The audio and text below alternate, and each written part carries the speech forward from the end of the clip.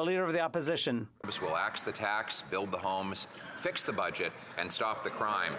This Prime Minister is not worth the cost after 9 years. He's doubled the debt, doubled housing costs.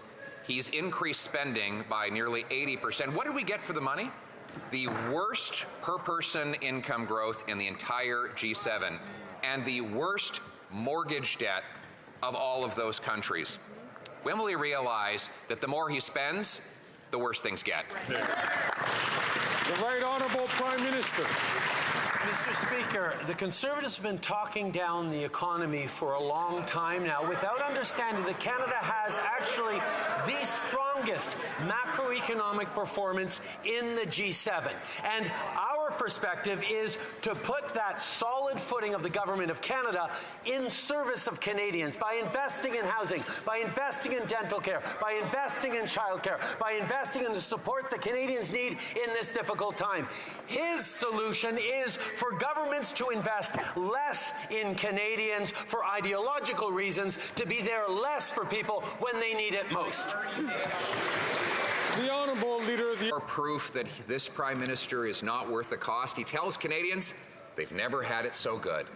He doubled the debt, doubled housing costs, forced 2 million people to a food bank.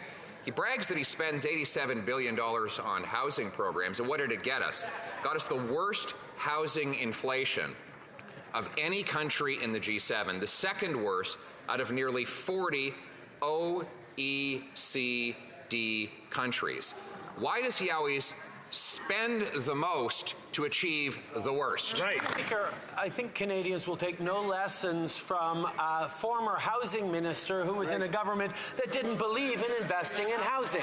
Obviously, over decades, Mr. Speaker, the federal government had underinvested in housing, and it has led to the challenges we're facing now. That is why we are putting, and have been putting in service of Canadians since 2017, the solid fiscal position of the federal government to invest in Canadians, to invest in communities, to invest in housing, to help solve this challenge that people are facing around the world that we are solving despite...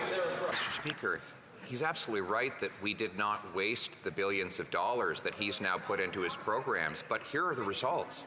The average rent for a one-bedroom when I was housing minister was $973, and we built 80,000 apartment units at that low rate when I was minister. Now the cost has more than doubled. Meanwhile, Stats Canada reports that incomes are down $17,000 per family. Why are Canadians making $17,000 less to pay double the price for a home? Here's the question Canadians should be asking the Leader of the Opposition. Given that Canada has one of the strongest economic balance sheets in the G7 right now, country for country compared, should we be investing to support Canadians and create housing with that solid balance sheet, or should, as the Conservative Leader is proposing, we cut programs, we reduce investment, and we do less for Canadians? We should be putting the strong fiscal position of this government in service of Canadians. That's what we're doing. That's what he opposes.